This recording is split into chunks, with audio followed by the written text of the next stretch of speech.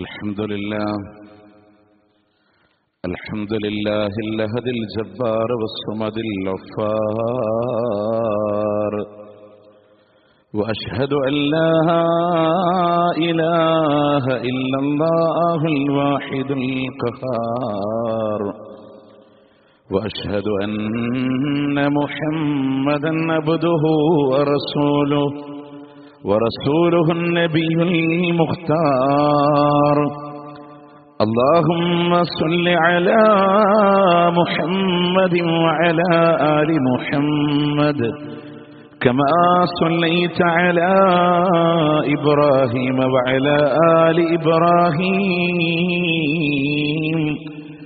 إنك حميد مجيد وبارك على محمد وعلى آل محمد كما باركت على إبراهيم وعلى آل إبراهيم إنك حميد مجيد أما بعد فإن خير الكلام كلام الله وخير السنن سنن محمد صلى الله عليه وسلم وشر الأمور محدثاتها وكل محدثة بدعة وكل بدعة ضلالة وكل ضلالة في النار يا أيها الذين آمنوا اتقوا الله حق تقاته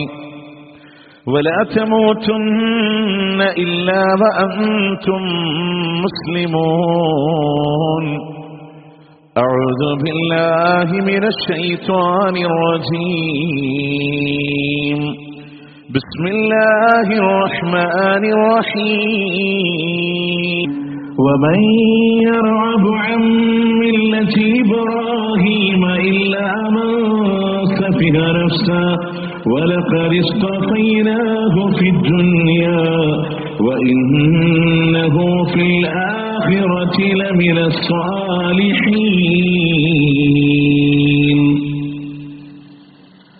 പ്രിയ സത്യവിശ്വാസികളെ വിശ്വാസിനികളെ, അല്ലാഹു റബ്ബുൽ ഇസ്സത്തിന്റെ വിധിവിലക്കുകൾ ജീവിതത്തിന്റെ ഇതര മേഖലകളിൽ പാലിച്ചുകൊണ്ട് ജീവിതം മുന്നോട്ട് നയിക്കണമെന്ന് ആദ്യമായി എന്നോടെന്ന പോലെ നിങ്ങളോടും ഓർമ്മപ്പെടുത്തുകയാണ്, വസിയത്ത് ചെയ്യുകയാണ്. ദുൽഹിജ്ജ മാസത്തിലെ ഏറ്റവും ശ്രേഷ്ഠകരമായ ദിവസങ്ങളിലൂടെയാണ് നമ്മൾ കടന്നു പോകുന്നത്. അതിൽ തന്നെ അതിന്റെ അത്യധികം ശ്രേഷ്ഠമായ യൗമ അറഫ, അതോടൊപ്പം തന്നെ ബലിപെരുന്നാളിന്റെ ദിവസങ്ങളും അയ്യാമുത്ത് തശ്രീഖിന്റെ അനുബന്ധ ദിവസങ്ങളും 5 ദിവസത്തെ ഏറ്റവും പ്രശസ്തമായ ദിവസങ്ങളിലേക്ക് കൂടെ കടക്കാനിരിക്കുമ്പോൾ അല്ലാഹു സുബ്ഹാനഹു വ തആല മുഹമ്മദ് നബി സല്ലല്ലാഹു അലൈഹി വസല്ലമയുടെ ഉമ്മത്തിനെ ഒരു മാതൃക പഠിപ്പിക്കുന്നിടത്ത് ആദർശ പിതാവായ ഖലീലുല്ലാഹി ഇബ്രാഹിം അലൈഹി സ്വലാത്തു വസ്സലാമിന്റെ പാഠം ഉൾക്കൊള്ളാനാണ് ചരിത്രപരമായി ഈ ദിവസത്തിന്റെ മാതൃക നമ്മളുടെ മുമ്പിലുള്ളത്. ഇന്ന് ഇന്ത്യയുടെ മണ്ണിൽ നമ്മളിവിടെ ഓരോ വെള്ളിയാഴ്ച പള്ളികളിൽ ഒരുമിച്ച് കൂടുമ്പോൾ അറഫ സംഗമത്തിന് വേണ്ടി മിനാ ടെന്റുകളിലേക്ക് ഹാജിമാർ ഒഴുകാൻ തുടങ്ങിയിരിക്കുകയാണ്. പ്രിയമുള്ളവരെ, അവിടെയും ഖലീലുല്ലാഹി ഇബ്രാഹിം നബി അലൈഹി സ്വലാത്തു വസ്സലാമിനെ അനുസ്മരിക്കപ്പെടുമ്പോൾ എന്താണ് ഇബ്രാഹിം അലൈഹി സ്വലാത്തു വസ്സലാമിൽ വിശ്വാസികൾക്കുള്ള ഇത്ര വലിയ മാതൃക എന്നുള്ളത് പഠിക്കേണ്ടിയിരിക്കുന്നു. അല്ലാഹു സുബ്ഹാനഹു വ തആല പറഞ്ഞ ഏറ്റവും വലിയ സത്യസന്ധനാണ് ഖലീലുല്ലാഹി ഇബ്രാഹിം അലൈഹിസ്സലാം. വിശുദ്ധ ഖുർആനിൽ വദ്കുറ ഫിൽ കിതാബി ഇബ്രാഹിം, അല്ലാഹുവിന്റെ റസൂൽ ഈ ഖുർആനിലൂടെ ഇബ്രാഹിം നബിയെ അവർക്കൊന്ന് പരിചയപ്പെടുത്തി കൊടുക്കണം. കാരണം അദ്ദേഹം ഇന്നഹു കാന സുദ്ദീഖൻ നബിയ, സത്യസന്ധനായ ഒരു പ്രവാചകനാണ് ഖലീലുല്ലാഹി ഇബ്രാഹിം അലൈഹിസ്സലാം. മാത്രമല്ല, നാളെ സ്വർഗത്തിലൂടെ സ്ഥാനമുള്ള പ്രവാചകനാണ് ഖലീലുള്ള. മഹാനായ പ്രവാചകൻ സല്ലല്ലാഹു അലൈഹി വസല്ലമ സുബഹിന്റെ നേരത്തെ പള്ളിയിലേക്ക് വന്ന സ്വഹാബത്തിനോട് ചോദിക്കുന്നുണ്ട്, ഹൽ റഅ അഹദും മിൻകും റുഅയ, നിങ്ങൾ ആരെങ്കിലും സ്വപ്നം കണ്ടിട്ടുണ്ടോ സ്വഹാബ? അന്ന് കണ്ട പ്രവാചകന്റെ സ്വപ്നം നബി സല്ലല്ലാഹു അലൈഹി വസല്ലം സഹാബത്തിനോട് പറഞ്ഞു കൊടുത്തു. നബിമാരുടെ സ്വപ്നം ഇസ്ലാമിൽ തെളിവാണ്. അതിൽ പ്രവാചകൻ പറഞ്ഞത് വളരെ മനോഹരമായ തോട്ടത്തിൽ നീളമുള്ള സുമുഖനായ ഒരു മനുഷ്യനെ ഞാൻ കണ്ടു എന്നാണ്. അദ്ദേഹത്തിന്റെ ചുറ്റും മുത്തുകൾ വിതറപ്പെട്ടതുപോലെ തരുണീമണികളായ മക്കൾ ഇങ്ങനെ ഓടിക്കളിക്കുന്നുണ്ട്. അവസാനം പ്രവാചകന്റെ 7 കാഴ്ചകളാണ് ആ സ്വപ്നങ്ങളിലൂടെ കടന്നുപോയത്. ആ നീളമുള്ള മനുഷ്യൻ ഖലീലുല്ലാഹി ഇബ്രാഹിം അലൈഹിസ്സലാത്തു വസ്സലാമാണെന്നും ആ ചെറിയ മക്കൾ കുഞ്ഞു പ്രായത്തിലൂടെ ലോകത്തോട് വിട പറഞ്ഞ മക്കളാണെന്നും വിശദീകരണം നൽകപ്പെടുകയാണ്. അതുകൊണ്ടാണ് ചെറിയ മക്കളുടെ മയ്യത്ത് നമസ്കാരത്തിന്റെ പ്രാർത്ഥനയിൽ നമ്മൾ പറയലുണ്ട്, വജഅൽഹു ഫീ കഫാലത്തി ഇബ്രാഹിം അലൈഹിസ്സലാം. ഈ കുട്ടി ഇബ്രാഹിം നബിയുടെ സംരക്ഷണയിലേക്ക് മാറ്റണേ എന്നാണ്. വാപ്പാടെ ഉമ്മാടെ കയ്യിൽ നിന്ന് ഇളം പൈതലുകൾ വിട പറഞ്ഞാലും ദീൻ ഉൾക്കൊള്ളുന്ന ഒരു വാപ്പാക്കുള്ള സമാധാനം എന്താണെന്നറിയോ? ആ കുട്ടി പോകുന്നത് ആരുടെ സംരക്ഷണയിലേക്കാണ്? ഇബ്രാഹിം നബിയുടെ അടുക്കലേക്കാണ്. മാത്രമല്ല, നാളെ സ്വർഗത്തിലെ ഡോറ തുറന്ന് സ്വീകരിക്കുന്ന മക്കളെ കിട്ടുമെന്ന സമാധാനമുണ്ടോ? ആ വലിയ പരീക്ഷണങ്ങളെ തരണം ചെയ്യാൻ നമുക്ക് സാധ്യമാകും. ഇബ്രാഹിം അലൈഹിസ്സലാത്തു വസ്സലാമിനെ പറ്റി വീണ്ടും അല്ലാഹു പറഞ്ഞു, സ്വർഗമെന്ന് മാത്രമല്ല അള്ളാഹുവിന്റെ കൂട്ടുകാരനാണ്. വത്തഖദല്ലാഹു ഇബ്രാഹിമ ഖലീല. തന്റെ കൂട്ടുകാരനായി ഇബ്രാഹിം അലൈഹിസ്സലാത്തു വസ്സലാമിനെ അള്ളാഹു സ്വീകരിച്ചു എന്നുള്ളതാണ്. മാത്രമല്ല, ഉലുൽ അസ്മിന്റെ പ്രവാചക ഗണത്തിലൂടെ അള്ളാഹു തആല എണ്ണി ഇനി വരാനിരിക്കുന്ന മുഴുവൻ വിശ്വാസികളായ ആളുകൾക്കും ഒരു മാതൃകയായി ഇന്നി ജാഇലുക ലിന്നാസി ഇമാമ, ജനങ്ങൾക്ക് ഞാൻ നിന്നെ ഇമാമായി നിശ്ചയിക്കുന്നു എന്ന് അല്ലാഹു സുബ്ഹാനഹു വ തആല. ഇന്നും നമസ്കാരങ്ങളിലൂടെ അള്ളാഹുവിന്റെ പ്രവാചകന് സ്വലാത്തിന് ഗുണത്തിനു വേണ്ടി നമ്മൾ പ്രാർത്ഥിക്കുമ്പോൾ നമസ്കാരത്തിൽ വിശുദ്ധ ഖുർആനിന്റെ ആയത്തിന്റെ പിൻബലത്തിൽ നബി സല്ലല്ലാഹു അലൈഹി വസല്ലം പറഞ്ഞു പ്രാർത്ഥന, അല്ലാഹുമ്മ സ്വല്ലി അലാ മുഹമ്മദിൻ വഅലാ ആലി മുഹമ്മദിൻ കമാ സ്വല്ലൈത അലാ ഇബ്രാഹിം വഅലാ ആലി ഇബ്രാഹിം. ഇബ്രാഹിം നബിക്കും കുടുംബത്തിനും ഗുണം ചെയ്ത പോലെ മുഹമ്മദ് നബിക്കും കുടുംബത്തിനും നീ ഗുണം ചെയ്യണേ. നമ്മളോട് സ്വീകരിക്കാൻ പറഞ്ഞ ഇബ്രാഹിം നബിയുടെ മില്ലത്തിനെ എന്തുകൊണ്ടാണ് ഇബ്രാഹിം അലൈഹിസ്സലാത്തു വസ്സലാം ഇത്ര വലിയ മാതൃകയായി മാറിയത്?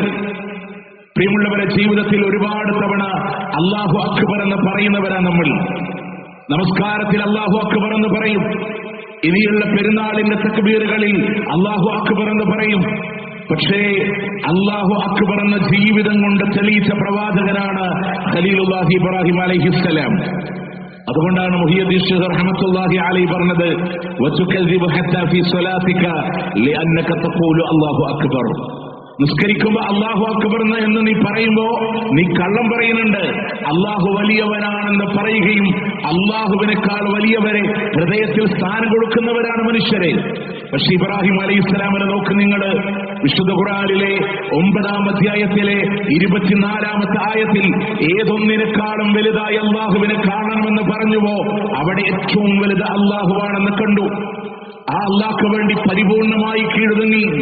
ഇത് ഖാല ലഹു റബ്ബുഹു അസ്ലിം ഖാല അസ്ലംതു ലിറബ്ബിൽ ആലമീൻ. ഇബ്രാഹിം നബിയോട് അല്ലാഹു പറയാണ്, ഇബ്രാഹിമേ, അല്ലാഹുക്ക് വേണ്ടി പരിപൂർണമായി കീഴടങ്ങണമെന്ന് പറയുമ്പോ ഉടനെ തന്നെ രണ്ടാമതൊരു മറുപടിയില്ല. ഖാല അസ്ലംതു ലിറബ്ബിൽ ആലമീൻ. സർവലോക രക്ഷിതാവായ അല്ലാഹുക്ക് വേണ്ടി ഞാനിതാ സർവ്വതും സമർപ്പിച്ചിരിക്കുകയാണ്. നമ്മളും പറയും മുസ്ലിമാണ്, വഅന മിനൽ മുസ്ലിമീൻ. നമ്മള് നിസ്കാരത്തിൽ കൈകെട്ടി പറയുന്നില്ലേ, ഞാൻ മുസ്ലിമാണ്, അള്ളാഹ്ക്ക് വേണ്ടി കീഴൊതുങ്ങിനാൻ. ഇബ്രാഹിം നബി പറഞ്ഞു, ഞാൻ കീഴൊതുങ്ങി. അതെങ്ങനെ എന്ന് തെളിയിക്കാണ് ജീവിതം കൊണ്ട്. അദ്ദേഹത്തിന് മാത്രം അത് ഒതുങ്ങിയില്ല, മക്കളെ പോലും വിളിച്ചു ചേർത്ത് അവരോട് മുഴുവനും ഉപദേശം കൊടുത്തിട്ട് പറഞ്ഞു, വല തമൂതുന്ന ഇല്ലാ വഅൻതും മുസ്ലിമൂൻ. മുസ്ലിങ്ങളായിക്കൊണ്ടല്ലാതെ നിങ്ങൾ മരിക്കരുതെന്നാണ്. അതായത് അള്ളാഹ്ക്ക് വേണ്ടി കീഴൊതുങ്ങി, അള്ളാഹ്ക്ക് വലിയ സ്ഥാനം കൊടുത്ത് അള്ളാഹിന്റെ വഹദാനിയത്തിലൂടെ ഉറച്ചു നിന്ന് മുന്നോട്ട് പോയൊരു പ്രവാചകൻ. യൗവനത്തിന്റെ കാലഘട്ടം 10-16 വയസ്സുകളും 13 വയസ്സുകളുമൊക്കെ ചരിത്രം രേഖപ്പെടുത്തിയ അദ്ദേഹത്തിന്റെ ചെറിയ പ്രായത്തിലെ അള്ളാഹുവിന്റെ മാർഗത്തിൽ നിലകൊണ്ടൊരു വ്യക്തിത്വം നിങ്ങൾ നോക്ക്. അദ്ദേഹത്തിന്റെ ജീവിതത്തിലൂടെ കാണാം. പ്രബോധനത്തിന്റെ മാതൃകയിൽ വലിയ സ്ഥാനമാണ്, അള്ളാഹ്ക്കുള്ള വലിയ സ്ഥാനമാണ്. എവിടെന്നാ തുടങ്ങുന്ന പ്രബോധനം? തന്റെ വീട്ടിൽ നിന്നാണ്, പിതാവിനോടാണ്. യാ അബതി ലിമ തഅബുദു മാ ലാ യസ്മഉ വലാ യുബ്സിറു വലാ യുഅ്നി അൻക ശൈആ. അല്ലയോ പിതാവേ, കാണാൻ കഴിയാത്ത, കേൾക്കാൻ കഴിയാത്ത, ഒരു ഉപകാരമോ ഉപദ്രവമോ ചെയ്യാൻ കഴിയാത്ത ഈ വിഗ്രഹങ്ങളെ എന്തിനാണ് പിതാവേ താങ്കൾ ആഗ്രഹിക്കുന്നത്, ആരാധിക്കുന്നത്? വാപ്പാന്റെ ജോലി എന്തെന്നറിയോ?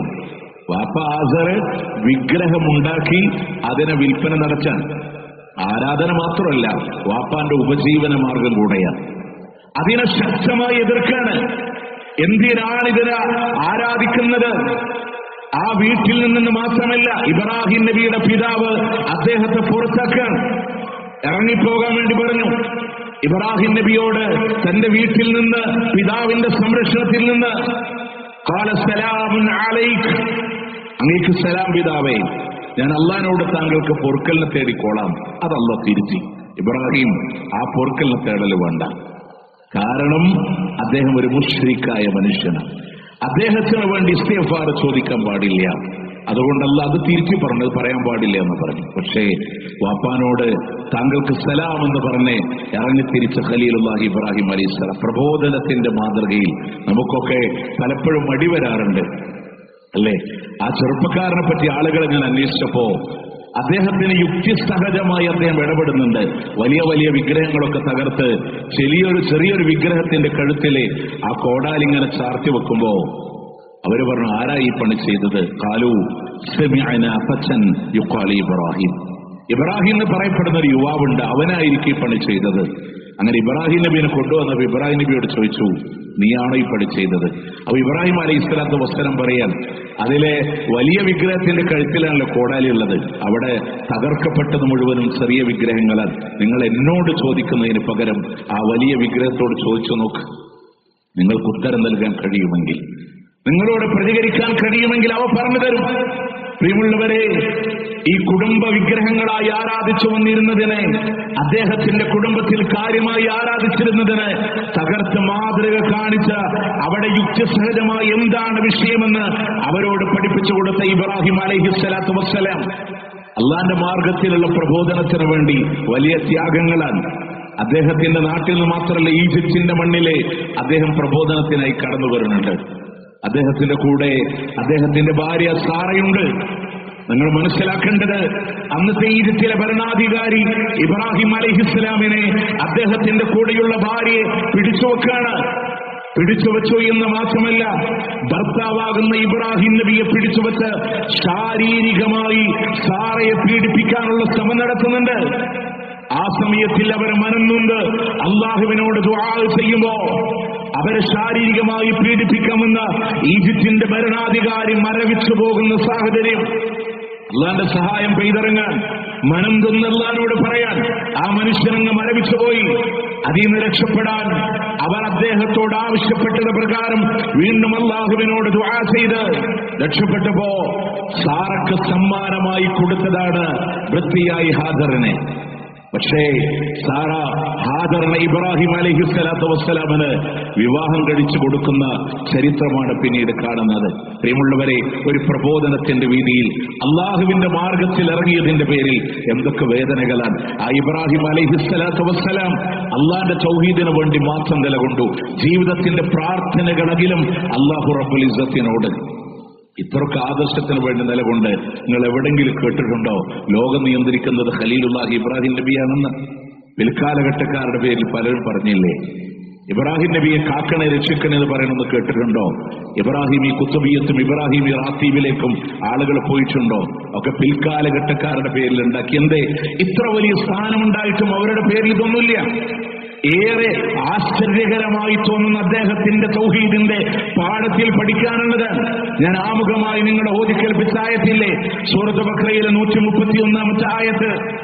പ്രിയമുള്ളവർ, അതിനു മുമ്പ് 126 മുതൽ അല്ലാഹു തആല തുടങ്ങുന്നുണ്ട്. ഇബ്രാഹിം അലൈഹിസ്സലാമിന്റെ പ്രാർത്ഥനകൾ ആരോടായിരുന്നു എന്ന പാഠം. ആ തൗഹീദിന് വേണ്ടി ഒരു പ്രവാചകൻ നിലകൊണ്ട ജീവിതം. മക്ക എന്ന് പറയുന്ന പുരാതനമായ ഹിജാസിന്റെ സംസ്ഥാനത്തില്, ആൾതാമസമില്ലാത്ത നാട്ടില് തന്റെ മകനെ ഇസ്മായിലിനെയും ഹാജറിനെയും കൊണ്ടുവെക്കുമ്പോ ഇബ്രാഹിം നബി ദുആ ചെയ്യുന്നുണ്ട്, റബ്ബി ജഅൽ ഹാദാ ബലദൻ ആമിനാ നിർഭയത്വത്തിന്റെ നാടാക്കി മാറ്റണേ അല്ലാ,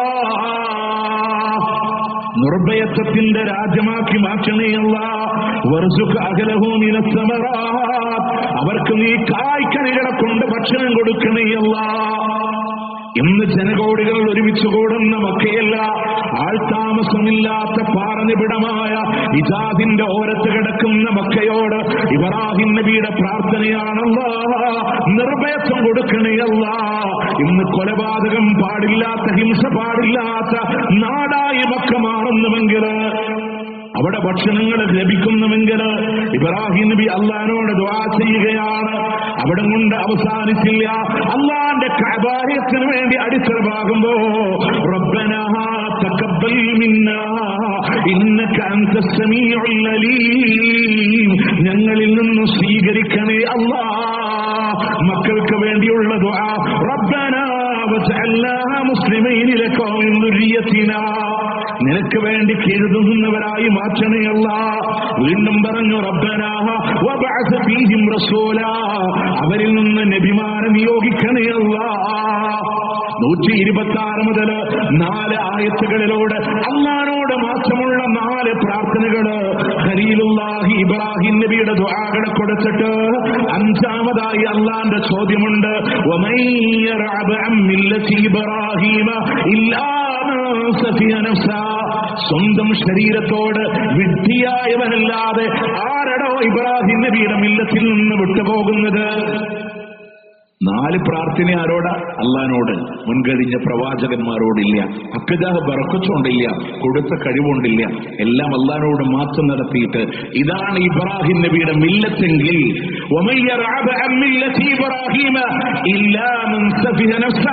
സ്വന്തം ശരീരത്തോട് വിഡ്ഢിയായവനല്ലാതെ ആരാണ് ഇബ്രാഹിം അലൈഹിസ്സലാമിന്റെ മില്ലത്തിൽ നിന്ന് വിട്ടുപോവാന്? തൗഹീദിന് വേണ്ടി, തൗഹീദിന്റെ പ്രബോധനത്തിന് വേണ്ടി എന്തൊക്കെ ത്യാഗങ്ങൾ അദ്ദേഹത്തിന് വേണ്ടി അനുഭവിക്കേണ്ടി വന്നു എന്നുള്ളതാണ്. ഇനി മാത്രമല്ല, അദ്ദേഹത്തിലൂടെ കാണാൻ കഴിയുന്ന വലിയൊരു വിഷയം, മക്കളില്ലാത്തൊരു പ്രയാസം. ഒരു പിതാവിനെ സംബന്ധിച്ചിടത്തോളം എത്ര കാലം പരീക്ഷിക്കപ്പെട്ടു. അപ്പോഴും അദ്ദേഹം പറയുന്നുണ്ട്, അല്ലാഹുവേ റബ്ബി ഹബ്ലി മിനസ് സ്വാലിഹീൻ, ഒരു സ്വാലിഹായ സന്താനത്തെ നൽകണയല്ല, ഒരു സ്വാലിഹായ സന്താനത്തെ നൽകണയല്ല. നിരന്തരമായ പ്രാർത്ഥന അള്ളാഹുവിനോട് മാത്രമാണ്. ഇനി നമ്മൾ മനസ്സിലാക്കേണ്ടത്, ആ ഇബ്രാഹിം നബിയുടെ ത്യാഗത്തിന്റെ ഒരു ജീവിതമുണ്ട്, ത്യാഗത്തിന്റെ ഒരു ജീവിതമുണ്ട്. കാരണം അല്ലാഹു തആല എന്തെന്ന് പറഞ്ഞ് അള്ളാഹിനെ ആരാധിക്കുന്നിടത്ത്, അള്ളാഹിന്റെ വഹ്ദാനിയത്തില്, അള്ളാഹ്ക്ക് കീഴൊതുങ്ങുന്നതില് അല്ലാഹു തആല ഇബ്രാഹിം അലൈഹിസ്സലാത്തു വസ്സലാമിനോട് പറഞ്ഞു, ഇബ്രാഹിമേ, നിന്റെ മകനെ അള്ളാഹ്ക്ക് വേണ്ടി ബലിയെറുക്കണമെന്ന്. ഒരുപാട് കാലം മക്കളില്ലാതെ വന്നു, പ്രായാധിക്യം കടന്നു വന്നു, അള്ളാഹിനോട് ദുആ ചെയ്തു. അവസാനം അല്ലാഹു തആല ഒരു സന്താനത്തെ കൊടുക്കാൻ ഒരുപാട് കാലത്തെ ദുആകൾക്ക് ശേഷം മലക്കുകള് ഒരു കുഞ്ഞിന്റെ സന്തോഷ വാർത്ത അറിയിക്കാൻ കടന്നു വന്നപ്പോ ഇബ്രാഹിം അലൈഹിസ്സലാം അവരെ സൽക്കരിക്കാൻ വേണ്ടി ഒരു മോരിക്കുട്ടീനെ വരെ അറക്കാൻ തയ്യാറായിരുന്നു. കാരണം ഇബ്രാഹിം നബിക്ക് അറിയില്ലായിരുന്നു വന്നവര് മലക്കുകളാണെന്ന്. ആദർശകാരം അദ്ദേഹത്തിന് അറിയില്ലായിരുന്നു.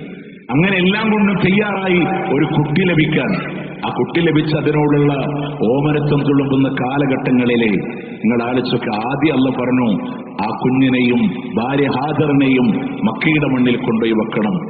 അവിടെ കൊണ്ടുപോയി വെക്കുമ്പോഴാണ് അല്ലാഹുവിനോട് ഇങ്ങനെ ദുആ ചെയ്തത്.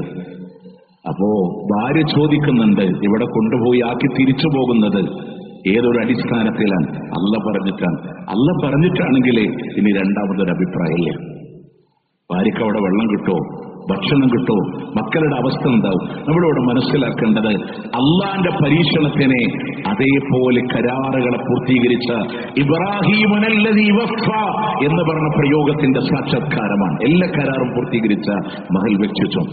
അദ്ദേഹം അവിടെ നിന്ന് തിരിച്ചു വരാൻ, ആ കുട്ടിക്ക് വെള്ളമില്ലാതെ ഹാജറോടി. അതാണ് സഫാ മറവക്കിടയിലെ ഹാജിമാരോടുമ്പോ സഫയിലേക്കും മറവയിലേക്കും മാറി മാറി അന്ന് ഹാജറ ബീവി ഓടിയതാണ് കുഞ്ഞിന് വേണ്ടി.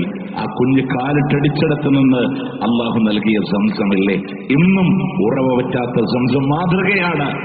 നിങ്ങളൊക്കെ ആ പരീക്ഷണത്തിലും ഇബ്രാഹിം നബി വിജയിക്കാൻ അവസാനം അവരോടുകൂടെ ജീവിച്ചു തുടങ്ങുമ്പോ, തന്നോടൊപ്പം ഒരു മോനിങ്ങനെ വളരാൻ തുടങ്ങുമ്പോ അല്ലാഹു പറയുന്നുണ്ട്, ഇബ്രാഹിമേ, ആ കുഞ്ഞിനെ അള്ളാഹ്ക്ക് വേണ്ടി ബലിയെറുക്കണമെന്നാണ് സന്ദർഭമാണ്. അള്ളാഹ്ക്ക് വേണ്ടി ബലിയറുക്കണമെന്ന് പറയുമ്പോ ഇബ്രാഹിം അലൈഹിസ്സലാം പൊന്നുമോനെ വിളിക്കുകയാണ്, യാ ബനയ്യ ഇന്നി അറാ ഫിൽ മനാമി അന്നീ അസ്ബഹുക. നിന്നെ ബലിയറുക്കണമെന്ന് ഉറക്കത്തിൽ അല്ലാഹു എനിക്ക് വേണ്ടി കാണിച്ചു തരുന്നുണ്ട്. അതുകൊണ്ട് തന്നെ നിന്റെ അഭിപ്രായം എന്താ എന്ന് ഇബ്രാഹിം നബി ചോദിക്കുമ്പോ അല്ലാഹു എന്തൊന്ന് കൽപ്പിച്ചുവോ അതുപോലെ പ്രവർത്തിക്കുക. അള്ളാന്റെ തീരുമാനത്തോട് അനുകൂലമായി പ്രവർത്തിക്കാൻ ഇൻഷാ അല്ലാഹ് സതജിദുനി ഇൻഷാ അല്ലാഹു മിനസ് സാബിരീൻ. ക്ഷമാലുക്കളുടെ കൂടെ നാളെ കണ്ടുമുട്ടാം വാപ്പാ. ഇനി പരലോകത്ത് അറച്ചോളാൻ അറച്ചുകൊള്ളാൻ വെറുതെ പറന്നു വീണ് വളർന്നു വന്ന് ഉമ്മാന്റെ ഒക്കെ തിരുന്ന് കേൾക്കാൻ തുടങ്ങി, മദ്രസകളിൽ കേൾക്കാൻ തുടങ്ങി, പള്ളിമ്പറുകളിൽ കേൾക്കാൻ തുടങ്ങി. പ്രിയമുള്ളവരെ, ഈ ഖുത്ബ കഴിഞ്ഞ് വീട്ടിൽ പോകുമ്പോ ഖുർആനിന്റെ 37-ാം അധ്യായം സൂറത്തു സ്വാഫാത്ത് 100 മുതൽ ഇങ്ങ് താഴേക്ക് ഇങ്ങനെ വായിച്ചു നോക്ക്. നെഞ്ചു പിടച്ചിട്ടല്ലാതെ ഓതാൻ സാധ്യമാവാത്ത ആയത്തുകള് ഇൻഷാ അല്ലാഹ് നാളെ അവിടെ വെച്ച് കാണാമെന്ന് പറയുമ്പോ ആ മകനെയും കൊണ്ട് അറക്കാൻ വേണ്ടി താഴ്വരയിലൂടെ കടന്നു വരുന്ന ഖലീലുല്ലാഹി ഇബ്രാഹിം അലൈഹിസ്സലാം. പ്രിയമുള്ളവരെ, നമുക്കും അല്ലാഹു മക്കളെ തന്നിട്ടില്ലേ? അള്ളാന്റെ ഒരു പരീക്ഷണത്തിന് എങ്ങനെ കീഴൊതുങ്ങുന്നു എന്ന പാഠമാണ്.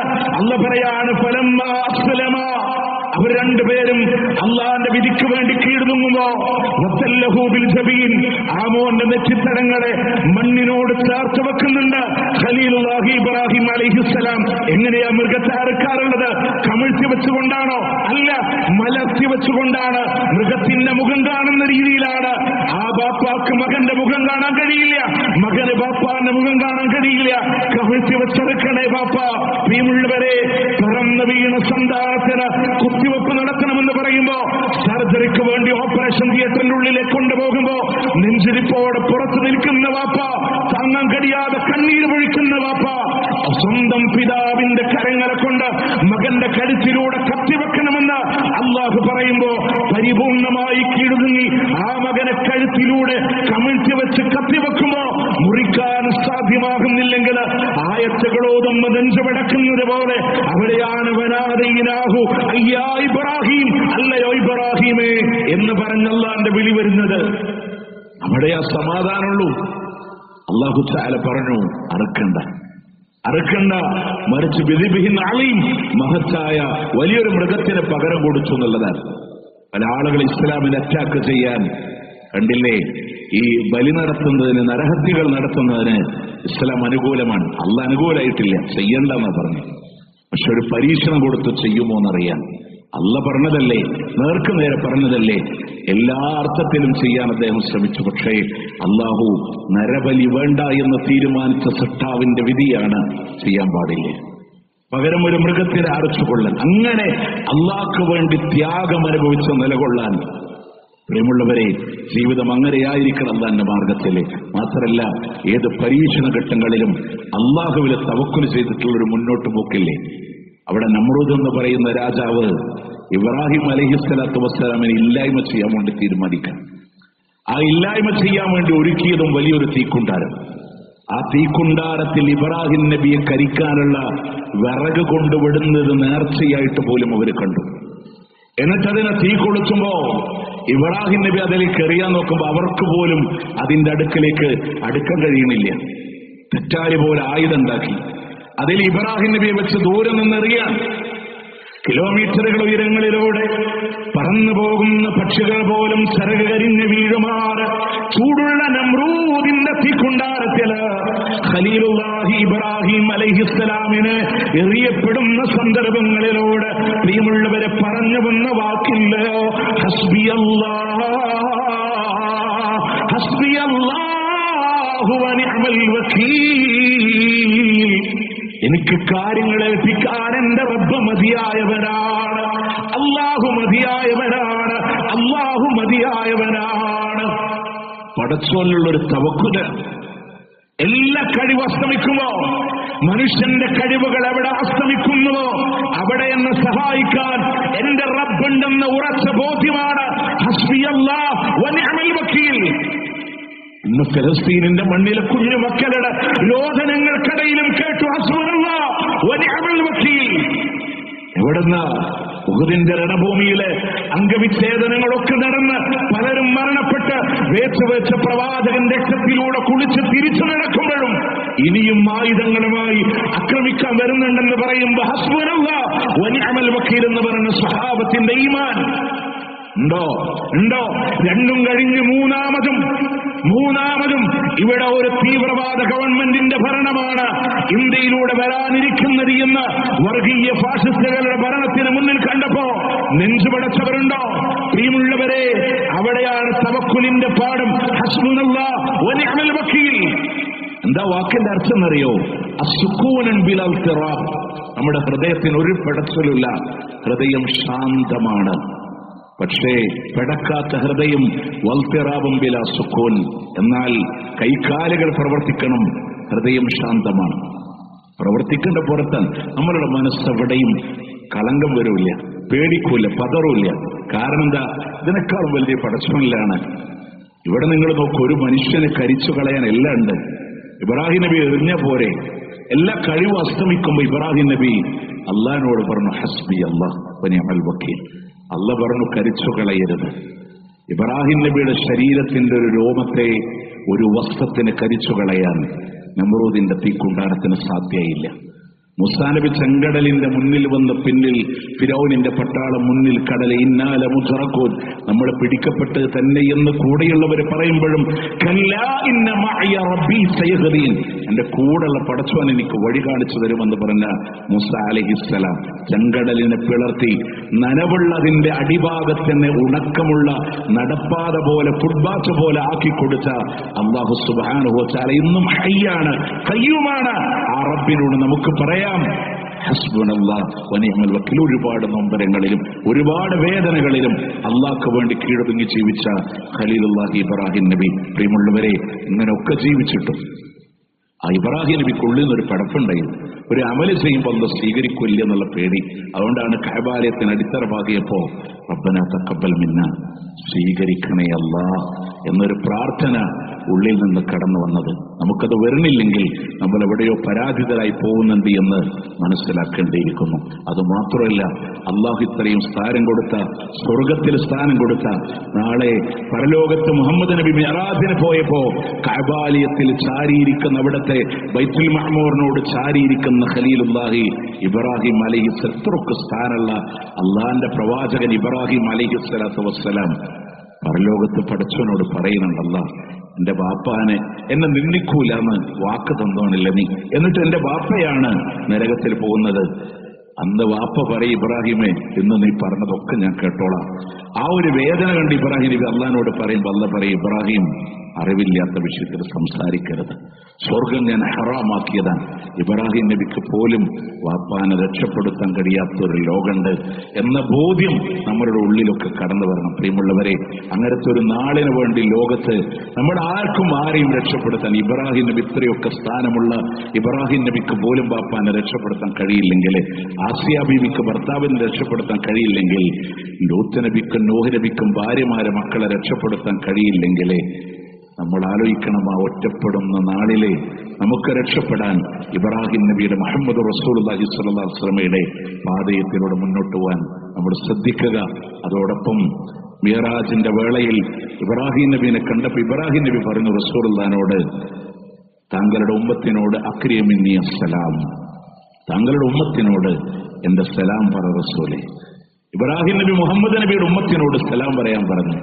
എന്നിട്ട് പറഞ്ഞു, ഇവിടെ സ്വർഗത്തിന്റെ മണ്ണും അതിന്റെ സുഗന്ധവും അതിന്റെ ഭക്ഷണമൊക്കെ വർണ്ണിച്ചിട്ട് പറഞ്ഞു, ആ മണ്ണിൽ ഈ ഉമ്മത്തിന് തൈകളെ നടാൻ, ചെടികളെ നടാൻ അള്ളാഹു അവസരം തന്നിട്ടുണ്ടത് അങ്ങയുടെ ഉമ്മത്തിനോട് അങ്ങ് പറഞ്ഞു കൊടുക്കണം. അതാണ് നമുക്കുള്ള തക്ബീറുകളും തഹ്ലീലുകളും തഹ്മീദുകളുമായി നാം ചൊല്ലുന്ന ദിക്റുകള് സ്വർഗത്തിലേക്കുള്ള തൈകളാണെന്ന് റസൂലുള്ളാഹിക്ക് കിട്ടിയ വഹിയിലൂടെ പ്രിയമുള്ളവരെ ഇബ്രാഹിം നബി പറഞ്ഞു കൊടുത്തതായി ഹദീസുകളിലൂടെ പഠിപ്പിച്ചു തരികയാണ്. അതുകൊണ്ട് ആ മാർഗം പിന്തുടർന്ന് ജീവിക്കാൻ നമ്മൾ ശ്രദ്ധിക്കുക. അല്ലാഹു സുബ്ഹാനഹു വ തആല സ്വർഗം വരിക്കുന്ന ആളുകളിൽ നാം ഏവരെയും ഉൾപ്പെടുത്തി അനുഗ്രഹിക്കുമാറാവട്ടെ.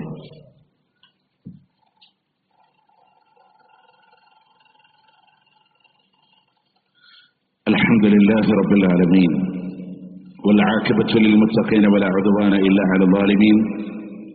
أصلي وأسلم على رسوله النبي الكريم وعلى آله وصحبه أجمعين. أما بعد اتقوا الله يا عباد الله. അള്ളാഹുവിനെ സൂക്ഷിച്ചുകൊണ്ട് ജീവിക്കണമെന്ന് ഒരിക്കൽ കൂടി ഓർമ്മപ്പെടുത്തുകയാണ്, വസിയത്ത് ചെയ്യുകയാണ്. രണ്ടാമത്തെ ഖുത്ബയിൽ ഒന്ന് രണ്ട് കാര്യങ്ങൾ പെട്ടെന്നൊന്ന് ഓടിച്ചു പോവാൻ. ഒന്ന്, ഏറ്റവും ശ്രേഷ്ഠമായ ഒരു ആരാധനയ്ക്ക് വേണ്ടി നമ്മൾ കാത്തിരിക്കുകയാണ്. സൗമ യൗമി അറഫ. അറഫാ ദിവസത്തിൽ നോമ്പ്, ദുൽഹിജ്ജ 9 അറഫാ ദിവസത്തിൽ നോമ്പ്. യുകഫിറു സനത്തൽ മാളിയ വൽ ബാഖിയ. കഴിഞ്ഞുപോയതും വരാനിരിക്കുന്നതുമായ വർഷങ്ങളിലെ പാപങ്ങൾ അല്ലാഹു സുബ്ഹാനഹു വ തആല പുറത്തു തരുന്ന ദിവസമാണ്. ആ ദിവസത്തെ നോമ്പിന്റെ ഫളലാണ്.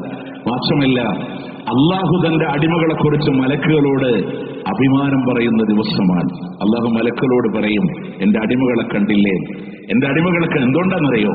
അല്ലാഹു മനുഷ്യരെ പടക്കുന്നത് പറഞ്ഞപ്പോ രക്തച്ചൊരിച്ചലുണ്ടാക്കുന്ന ഈ വിഭാഗത്തിന് എന്തിനാണ് റബ്ബേ എന്ന് ചോദിച്ചപ്പോ അതിനല്ല അഭിമാനത്തോടെ മറുപടി പറയുന്ന ദിവസമാണ് അറഫ.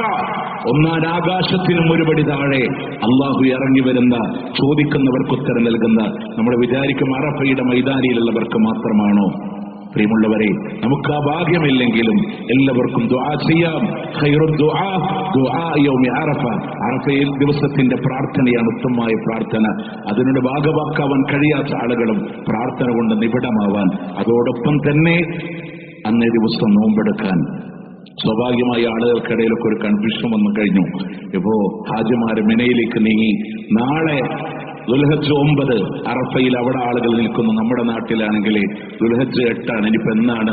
ശനിയാഴ്ച നോമ്പെടുക്കണോ ഞായറാഴ്ച നോമ്പെടുക്കണോ എന്നൊരു കൺഫ്യൂഷനിലാണ് ആളുകളുള്ളത്. പ്രിയമുള്ളവരെ, അള്ളാഹുവിന്റെ പ്രവാചകൻ സല്ലല്ലാഹു അലൈഹി വസല്ലമ ദുൽഹജ്ജ് 9 എന്ന് പഠിപ്പിച്ചിട്ടുണ്ടെങ്കിൽ ആ ദുൽഹജ്ജ് 9 നമ്മൾ നോമ്പെടുക്കുക. അഥവാ നമ്മളുടെ നാട്ടിൽ ഞായറാഴ്ച ദിവസമാണ്. അപ്പൊ സ്വാഭാവികമായിട്ട് പിന്നുണ്ടാവും ഹാജിമാര് അറഫയിൽ നിൽക്കുന്ന ദിവസമല്ലേ. ഇന്ന് മീഡിയ സംവിധാനങ്ങളൊക്കെ ഉള്ളൊരു കാലഘട്ടമായതുകൊണ്ടാണ് നമ്മൾ അറിഞ്ഞത് സൗദി അറേബ്യയിൽ ഇന്ന്. അതല്ലെങ്കിൽ നമുക്കത് അറിയാനുള്ള സംവിധാനമില്ല. ഇസ്ലാമിലെ എല്ലാ ഇബാദത്തുകളും ഹിലാലുകളുടെ അടിസ്ഥാനത്തിലാണ്, മാസപ്പിറവിയുടെ അടിസ്ഥാനത്തിലാണ്. എന്നാൽ ഇനി അതിന്റെ സർക്കിൾ 24 മണിക്കൂറിന്റെ സർക്കിൾ വരുമ്പോ ദുൽഹജ്ജ് 9 ആ സൗദി അറേബ്യയുടെ ദിവസമായിട്ട് നമ്മൾ മാച്ച് ചെയ്യുമെന്നുള്ളതിലും സംശയമില്ല. നമ്മളിങ്ങനെ ഓരോ നാട്ടിനനുസരിച്ചിട്ടാണ് നമ്മളുടെ ഇബാദത്ത് എന്ന് വരികയാണെങ്കിൽ അതിന്റെ അപകടങ്ങൾ വരുന്നത് ഒരു ദിവസം നേരത്തെ ആയതുകൊണ്ടാണ് നമുക്കിങ്ങനെ അനുമാനിക്കാൻ കഴിയുന്നത്. പിന്നിൽ വരുന്ന ഇപ്പൊ ദുൽഹജ്ജ് 9 സൗദി അറേബ്യയിൽ 10 വേറൊരു നാട്ടിൽ ദുൽഹജ്ജ് 9 ആണെങ്കിൽ പെരുന്നാൾ ദിവസം നോമ്പെടുക്കേണ്ടി വരൂലേ? അപ്പൊ അത് ഹറാമായിട്ട് മാറൂലേ? അപ്പൊ നമ്മളായിട്ട് നിയമങ്ങളെ മാറ്റാൻ നിൽക്കണ്ട. എന്നാണോ നമ്മുടെ നാട്ടിൽ ദുൽഹജ്ജ് 9? അപ്പൊ അൽഹംദുലില്ലാ ഈ വരുന്ന ഞായറാഴ്ച അറഫയുടെ നോമ്പെടുക്കുക. അതോടൊപ്പം തന്നെ വെള്ളിയാഴ്ച ഇൻഷാ അല്ലാഹ് പെരുന്നാളിലേക്ക് നീങ്ങാം. നമുക്ക് ഇൻഷാ അല്ലാഹ് പെരുന്നാള് നമസ്കാരം ഇത്തവണ പള്ളിയിലാണ്. മഹാനായ പ്രവാചകൻ സല്ലല്ലാഹു അലൈഹി വസല്ലം നമ്മളോട് പഠിപ്പിച്ചത് മസ്ജിദുൻ നബവിയിൽ നിന്ന് 100 വാര അകലെയുള്ള ജബ്ബാനായി എന്ന് പറയുന്ന മുസല്ലയിലാണ് റസൂൽ നമസ്കരിച്ചത്. അതുകൊണ്ടാണ് പെരുന്നാൾ നിസ്കാരം എല്ലാ തവണയും നമ്മുടെ പള്ളിയുടെ പുറത്തേക്ക് പോകുന്നത്, മൈതാനിയിലേക്ക്. എന്നാൽ മഴ പോലുള്ള ഉദ്റുണ്ടെങ്കിൽ ഇസ്ലാം പറയുന്നത് അതിനെ പള്ളിയിലേക്ക് മാറ്റണമെന്നാണ്. അതിന്റെ അടിസ്ഥാനത്തിൽ ഇൻഷാ അല്ലാഹ് തിങ്കളാഴ്ച ദിവസം രാവിലെ 6:45 തന്നെ നമ്മുടെ പള്ളിയിലെ പെരുന്നാൾ നമസ്കാരം ഉണ്ടായിരിക്കും. എല്ലാ ആളുകളും എത്തിച്ചേരാൻ വേണ്ടി ശ്രദ്ധിക്കണമെന്നുള്ളതാണ്.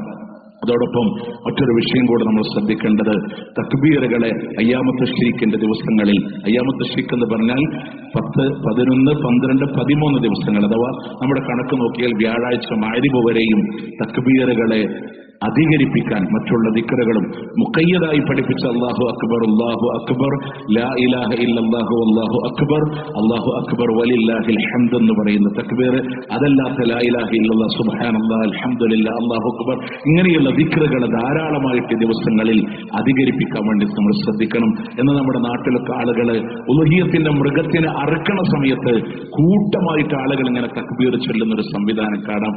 ബലിമൃഗത്തെ അറുക്കുമ്പോൾ ഒരു തക്ബീർ, എന്നുള്ള രീതിയിൽ എന്ത് ചെയ്തിട്ടില്ല, പഠിപ്പിക്കപ്പെട്ടിട്ടില്ല. അവിടെ നമ്മൾ മനസ്സിലാക്കേണ്ടത് ഏത് സമയം തക്ബീർ ചൊല്ലാം, അതിൽ തർക്കമൊന്നുമില്ല. നേരെ മറിച്ച് ഒരു മൃഗത്തെ അറക്കണ നേരത്തെ എല്ലാവരും കൂടെ തക്ബീർ, അടുത്ത മൃഗത്തിനെ പിടിക്കുമ്പോൾ വീണ്ടും എല്ലാവരും കൂടെ തക്ബീർ ഇല്ല.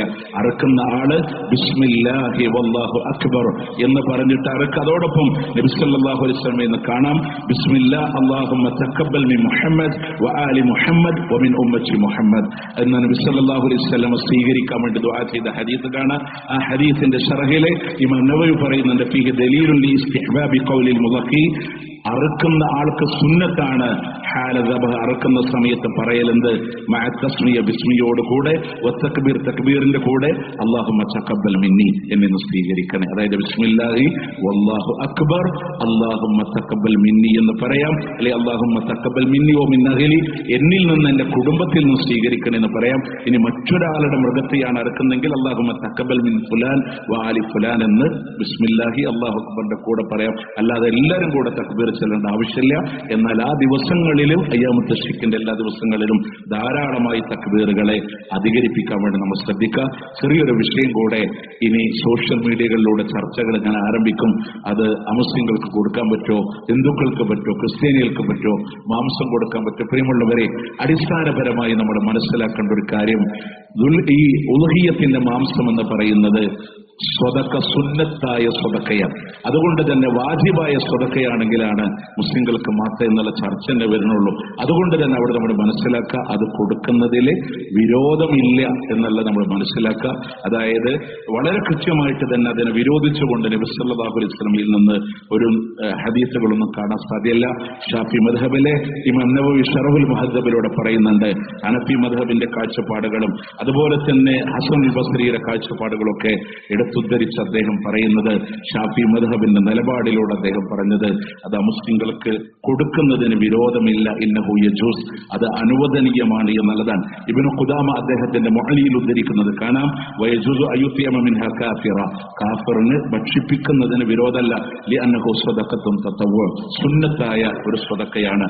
വജാദ ഇത്ആമുഹ അസിമ്മിയു വൽ അസ്യർ, ബന്ധനസ്ഥനെ ദിമ്മിയായ കാഫിർ.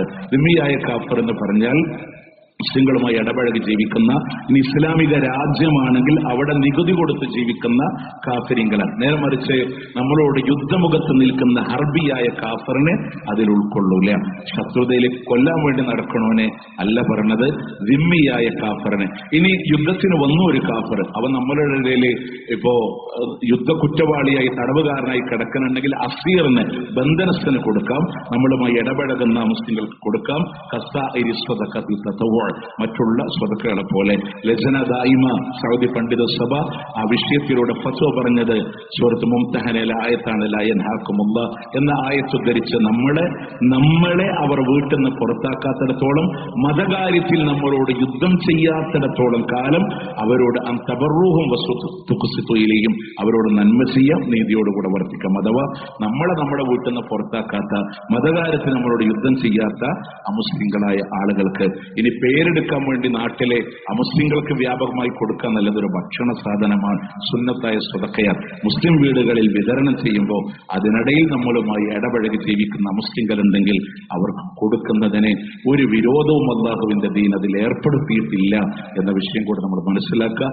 അല്ലാഹു ആയാലും അല്ലാഹുവിന്റെ ദീൻ ഉൾക്കൊണ്ട് പരിപൂർണമായി അല്ലാഹുവിന്റെ മാർഗത്തിലൂടെ ജീവിക്കാൻ അല്ലാഹു തൗഫീഖ് നൽകി അല്ലാഹു അനുഗ്രഹിക്കുമാറാവട്ടെ. നേരത്തെ ഓർമ്മപ്പെടുത്തിയതുപോലെ അനുബന്ധമായ പെരുന്നാളിന്റെ അനുബന്ധ ദിവസങ്ങൾ ഷറക്ക എന്ന പദത്തിൽ നിന്ന് ഉണക്കി സൂക്ഷിക്കുക എന്നതാണ് തശ്രീഖ്, അഥവാ മാംസങ്ങളൊക്കെ ഉണക്കി സൂക്ഷിക്കുന്ന. ലിതായിഫുൽ മആരിഫ് എന്ന് പറയുന്ന കിതാബിൽ ഇബ്നു റജബുൽ ഹംബലി പറയാൻ, അല്ലാഹ്ക്ക് ദിക്ർ ചൊല്ലാൻ എനർജിയായി, ഒരു പ്രചോദനമായി ഭക്ഷിക്കാനും കുടിക്കാനുമുള്ള ദിവസങ്ങൾ എന്താണ്? അയ്യാമു തശ്രീഖിന്റെ ദിവസങ്ങൾ. പണ്ട് തിന്നാനും കുടിക്കാനുള്ള ദിവസമാണ്, നോമ്പെടുക്കാൻ പോലും പാടില്ല ആ ദിവസങ്ങളിലെ. അപ്പോ ആ സമയങ്ങളിൽ അല്ലാഹ്ക്ക് വേണ്ടി ധാരാളമായി നന്ദി എന്നോണം ദിക്റുകളെ, തക്ബീറുകളെ അധികരിപ്പിക്കാൻ നമ്മൾ ശ്രദ്ധിക്കുക. അള്ളാഹു അനുഗ്രഹിക്കട്ടെ, സ്വർഗം നൽകി അള്ളാഹു നാം ഏവരെയും അനുഗ്രഹിക്കുമാറാവട്ടെ. അള്ളാഹുവെ, ഒരുപാട് ആളുകൾ ദുആ കൊണ്ട് വസിയത്ത് ചെയ്തവരുണ്ടല്ല. രോഗത്തിന്റെ പ്രയാസങ്ങളിലൂടെ കഴിയുന്ന ആളുകളുണ്ട്. സാമ്പത്തികമായി ഒരുപാട് പ്രയാസങ്ങൾ അനുഭവിക്കുന്ന ആളുകളുണ്ട്. പല രീതിയിലൂടെയുള്ള കെണികളിൽ, സാമ്പത്തിക കടക്കണിയിലൂടെ വീണുപോയ ആളുകളുണ്ട്. അല്ലാഹുവേ, എല്ലാം അറിയുന്ന റബ്ബേ, ഖൈർ കൊടുത്ത് നീ അനുഗ്രഹിക്കണയല്ല, ഖൈർ നൽകി നീ അനുഗ്രഹിക്കണയല്ല. ഞങ്ങളിൽ നിന്ന് വിട പറഞ്ഞു പോയ ആളുകൾ മഅ്ഫിറത്തും റഹ്മത്തും നൽകി അനുഗ്രഹിക്കണയല്ല. അല്ലാഹുമ്മ അഗ്ഫിർ ലിൽ മുഅ്മിനീന വൽ മുഅ്മിനാത്ത് വൽ മുസ്ലിമീന والمسلمات الأحياء منهم والأموات إنك مجيب الدعوات يا قاضي الحاجات. اللهم أعز الإسلام والمسلمين وأذل الشرك والمشركين. اللهم انصر إخواننا المسلمين المجاهدين المضاعفين في فلسطين وفي رفاه وفي عزة. اللهم كن لهم نصيرا ولا تكن عليهم. اللهم ارحم موتاهم واشف مرضاهم وتقبل شهداءهم. اللهم ربنا آتنا في الدنيا حسنة وفي الآخرة حسنة وقنا عذاب النار. ربنا تقبل منا، ربنا تقبل منا، ربنا تقبل منا إنك أنت السميع العليم وتب علينا إنك أنت التواب الرحيم واغفر لنا يا غافر المذنبين. وصلى الله على نبينا محمد وعلى آله وصحبه أجمعين.